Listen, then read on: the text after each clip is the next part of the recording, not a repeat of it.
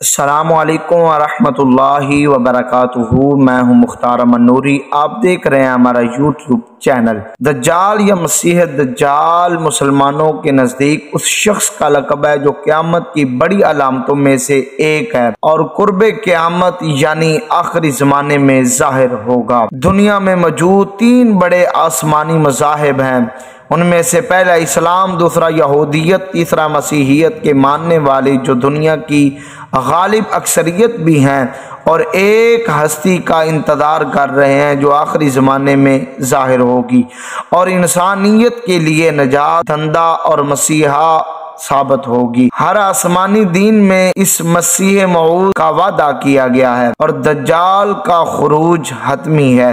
حدیث مبارکہ میں حضرت جابر رضی اللہ تعالی عنہ حدیث مبارکہ روایت کرتے ہیں، کریم آقا علیہ الصلوۃ والسلام نے ارشاد فرمایا کہ جس نے دجال کے وجود اور خروج کو جھٹلایا وہ کافر ہے، اور پھر کریم آقا علیہ الصلوۃ والسلام نے ارشاد فرمایا جس نے مہدی کو جھٹلایا وہ کافر ہے۔ دجال کو حدیث میں مسیح الدجال بھی کہا جاتا ہے۔ دجال اکبر کا نام مسیح کیوں رکھا گیا؟ بہت سے اقوال میں سے سب سے زیادہ واضح قول یہ ہے کہ دجال کو مسیح کہنے کی وجہ یہ ہے کہ اس کی ایک آنکھ اور ابرو نہیں ہے۔ بے شک دجال بالکل بند آنکھ والا ہوگا اور اس پر ایک موٹی پھلی ہوگی۔ دجال کے جھوٹے ہونے کی علامات یہ ہیں کہ وہ آنکھوں سے نظر آ رہا ہوگا حالانکہ تم اپنے رب کو مرنے سے پہلے نہیں دیکھ سکتے۔ وہ کانا ہوگا حالانکہ تمہارا رب کانا نہیں ہے، اس میں کوئی عیب نہیں ہے۔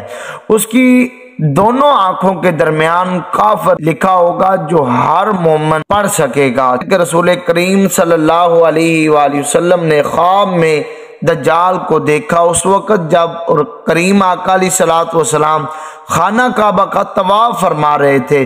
اس دوران حضور علیہ الصلوۃ والسلام کو دجال دکھایا گیا۔ آپ علیہ الصلوۃ والسلام نے ارشاد فرمایا وہ بھاری جسم والا، سرخ رنگت والا، گنگریالے بالوں والا اور ایک آنکھ سے نابینا ہے، اس کی آنکھ لٹکے ہوئے انگور کے دانے کی جیسی ہے۔ دجال کے ظہور ہونے کی حدیث مبارکہ میں جو پیش گوئیاں کی گئی ہیں وہ یہ ہے کہ وہ ملک شام اور عراق کے درمیان ایک راستے پر نمودار ہوگا، خراسان یا اصفہان کے مقام یہودیہ پر ظاہر ہوگا۔ تاہم حدیث کی روشنی میں کسی خاص جگہ کو دجال کے ظہور کے لیے مختص نہیں کیا گیا، جیسے ماہ رمضان کی شب قدر کی رات کا خاص تعین نہیں کیا گیا۔ تطبیق یوں کی بیان کی گئی ہے کہ دجال کا خروج سب سے پہلے ملک شام اور عراق کے درمیان کی گھاٹی سے ہوگا۔ اس وقت اس کی شہرت نہ ہوگی اور اس کے اعوان و انصار مددگار یہودیہ گاؤں میں اس کے منتظر ہوں گے۔ دجال اپنے ظہور کے بعد ہر طرف فتنہ فساد برپا کرے گا۔ اس کے برپا کردہ فساد کی شدت کا اندازہ حدیث کی روشنی میں واضح ہوتا ہے۔ پس مسلمان شام کے جبل الدخان کی طرف بھاگ جائیں گے اور دجال وہاں آ کر ان کا محاصرہ کر لے گا اور یہ محاصرہ بہت سخت ہوگا اور ان کو بہت سخت اور مشقت میں ڈال دے گا۔ پھر فجر کے وقت عیسیٰ بن مریم نازل ہوں گے اور وہ مسلمانوں سے کہیں گے اس خبیث کذاب کی طرف نکلنے سے تمہارے لیے کیا چیز مانے ہے؟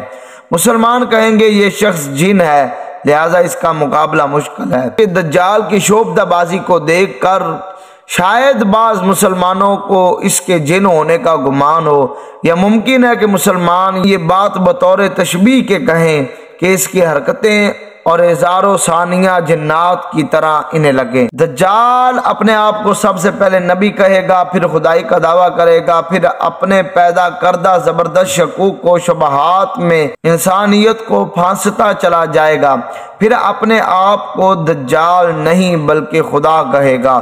نبی پاک صلی اللہ علیہ وآلہ وسلم نے ارشاد فرمایا جو دجال کی خبر سن لے وہ اس سے دور رہے۔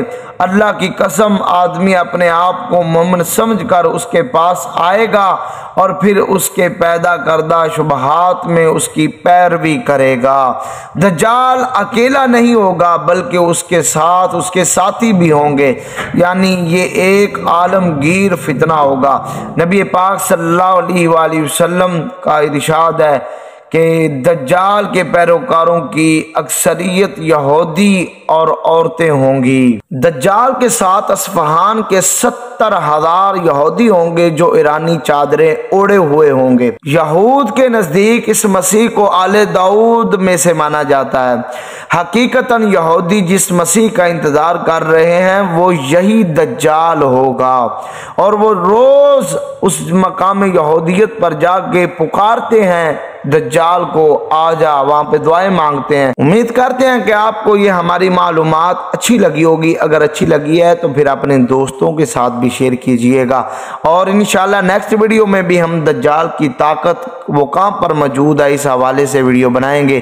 تو ابھی تک اگر آپ نے ہمارے چینل کو سبسکرائب نہیں کی فرمایا تو ابھی فرما دیں تاکہ ہر آنے والی نیو ویڈیو آپ تک بر وقت پہنچتی رہے۔ والسلام۔